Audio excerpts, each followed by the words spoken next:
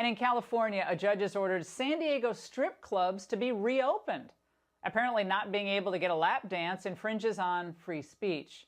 Meanwhile, California churches, though, are still fighting for the right to open their doors once again. My next guest has been a thorn in the side of California's COVID crusaders from the beginning. Pastor John MacArthur of Grace Community Church joins me now. Pastor MacArthur, it's wonderful to see you again. Tell me, how do strip clubs deserve more constitutional protections than churches at this point? Well, thank you again, Laura. It's an honor to be with you. But let me give you the big picture. America's in a moral free fall. Just look at it as I would as a pastor. You murder the babies in the womb. If they survive the womb, you try to seduce them into transgender sexual deviation when they're young. If they survive that, you corrupt them with a godless education.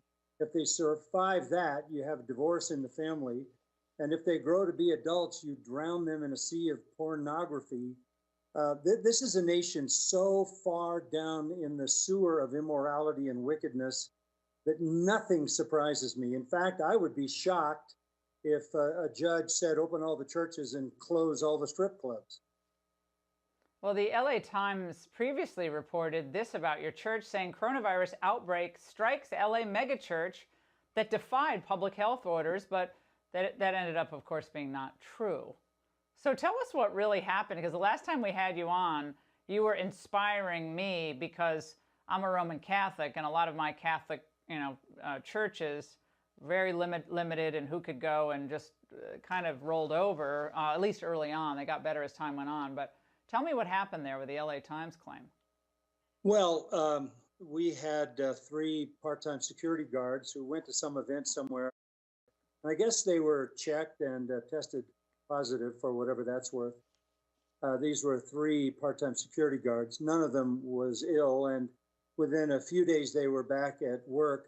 A Times writer picked up on that and called it an outbreak at Grace Community Church, and they said about me that I had mocked COVID and I was getting my due.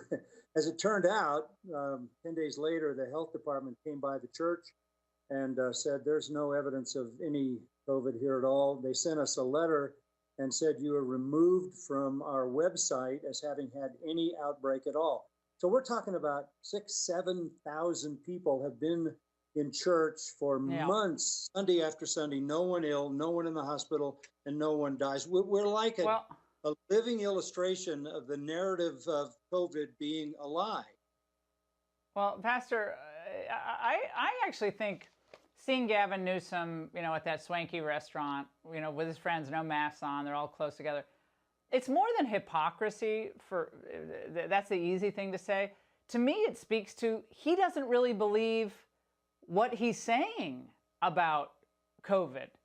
I mean, if he thought it was as deadly to him, he's good shape, he's relatively young, and to his young friends, then, is he insane? He's putting them all in mortal danger. So I think it speaks to his not really believing some of what he's saying. Well, of course, because the statistics are in.